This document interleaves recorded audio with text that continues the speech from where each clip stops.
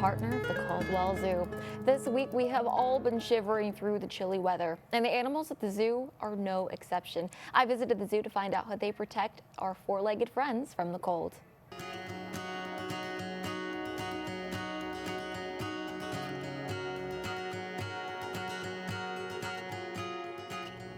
Well, here in the Lone Star State, we are no stranger to below freezing temperatures. I'm here at the Caldwell Zoo, and I'm joined by Tori Scarborough, curator of animal behavior and welfare, as well as our very special guest, Keanu, the black rhino.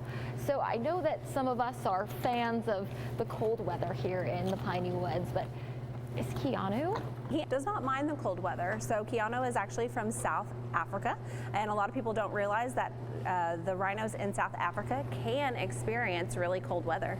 If it does get below freezing here, what do you do to keep animals like Keanu safe? All of our animals have a temperature guideline for us to follow, and what we do is we either give them access to holding or they get locked inside. So Keanu himself can actually go outside and have access inside up to 32 degrees. But the really cool thing about his barn here, he does have heated floors. I don't know about you, but I would absolutely love to have heated floors in my house. He is living the dream. So what about some of the other animals here at the Caldwell Zoo who like to sleep for the winter season? How do you guys handle that when it gets below freezing? So a lot of our animals, if they do slow down in their activity or they want to sleep, we provide them with the access to do that according to their natural behavior in the wild. Example, skunks will give them access inside if they would like to slow down on their activity and den up.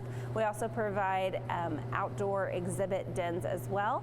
And then our alligators. Our alligators are really cool because they will actually den up underneath the ground, right where the water and the ground meet. And they slow down on their eating right before winter, and then when winter is over, they actually come out and start back to normal activity.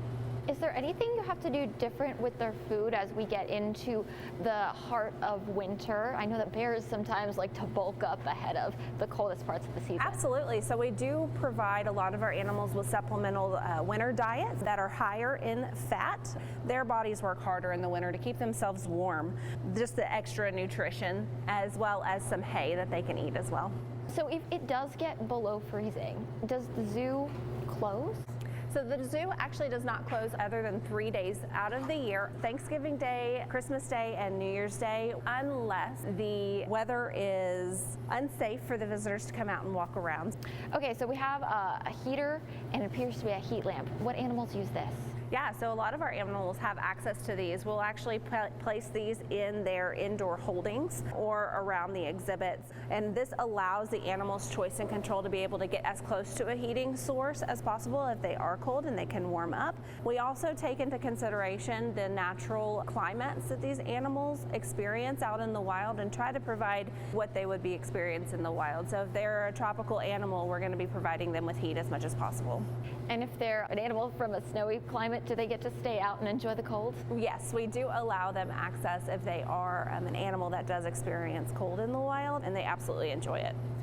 Well, looks like Keanu gave us the cold shoulder. That he did. But hey, hopefully you can come out to the Caldwell Zoo whether it's warm or cold.